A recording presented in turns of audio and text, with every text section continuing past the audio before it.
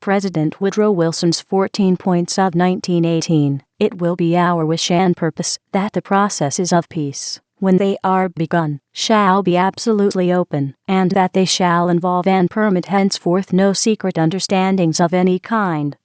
The day of conquest and aggrandizement is gone by, so is also the day of secret covenants entered into in the interest of particular governments, and likely at some unlooked-for moment to upset the peace of the world.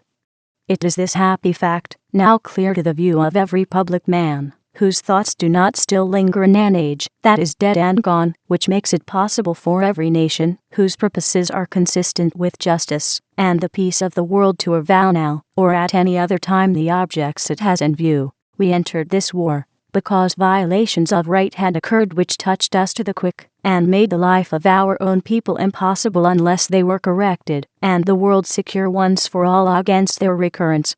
What we demand in this war, therefore, is nothing peculiar to ourselves. It is that the world be made fit and safe to live in, and particularly that it be made safe for every peace-loving nation which, like our own, wishes to live its own life, determine its own institutions, be assured of justice and fair dealing by the other peoples of the world as against force and selfish aggression. All the peoples of the world are in effect partners in this interest, and for our own part we see very clearly that unless justice be done to others it will not be done to us. The program of the world's peace, therefore, is our program, and that program, the only possible program, as we see it, is this: 1. Open covenants of peace, openly arrived at, after which there shall be no private international understandings of any kind, but diplomacy shall proceed always frankly and in the public view. 2.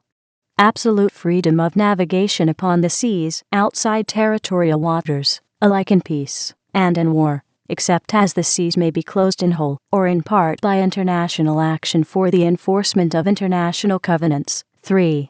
The removal, so far as possible, of all economic barriers, and the establishment of an equality of trade conditions among all the nations consenting to the peace, and associating themselves for its maintenance. 4.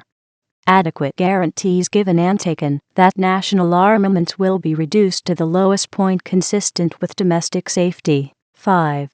A free, open-minded, and absolutely impartial adjustment of all colonial claims, based upon a strict observance of the principle that in determining all such questions of sovereignty the interests of the populations concerned must have equal weight with the equitable claims of the government, whose title is to be determined. 6. The evacuation of all Russian territory, and such a settlement of all questions affecting Russia as will secure the best and freest cooperation of the other nations of the world in obtaining for her an unhampered and unembarrassed opportunity for the independent determination of her own political development and national policy, and assure her of a sincere welcome into the society of free nations under institutions of her own choosing. And, more than a welcome, assistance also of every kind, that she may need, and may herself desire. The treatment accorded Russia by her sister nations in the months to come will be the acid test of their goodwill, of their comprehension of her needs as distinguished from their own interests, and of their intelligent and unselfish sympathy. 7. Belgium, the whole world will agree, must be evacuated and restored, without any attempt to limit the sovereignty which she enjoys in common with all other free nations. No other single act will serve, as this will serve to restore confidence among the nations in the laws which they have themselves set and determined for the government of their relations with one another. Without this healing act the whole structure and validity of international law is forever impaired. 8. All French territory should be freed, and the invaded portions restored, and the wrong done to France by Prussia in 1871, in the matter of Alsace-Lorraine, which has unsettled the peace of the world for nearly 50 years, should be righted, in order that peace may once more be made secure in the interest of all. 9. A readjustment of the frontiers of Italy should be effected along clearly recognizable lines of nationality. 10. The peoples of Austria-Hungary, whose place among the nations we wish to see safeguarded and assured, should be accorded the freest opportunity to autonomous development. 11. Romania, Serbia, and Montenegro should be evacuated, occupied territories restored, Serbia accorded free and secure access to the sea, and the relations of the several Balkan states to one another determined by friendly counsel along historically established lines of allegiance and nationality, and international guarantees of the political and economic independence and territorial integrity of the several Balkan states should be entered into. 12. The Turkish portion of the present Ottoman Empire should be assured a secure sovereignty, but the other nationalities which are now under Turkish rule should be assured an undoubted security of life, and an absolutely unmolested opportunity of autonomous development, and the Dardanelles should be permanently opened as a free passage to the ships and commerce of all nations, under international guarantees. 13.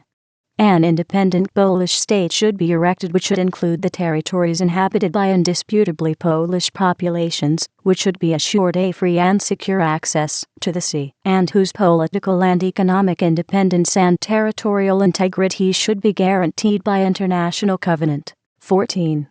A general association of nations must be formed under specific covenants for the purpose of affording mutual guarantees of political independence and territorial integrity to great and small states alike. In regard to these essential rectifications of wrong and assertions of right, we feel ourselves to be intimate partners of all the governments and peoples associated together against the imperialists.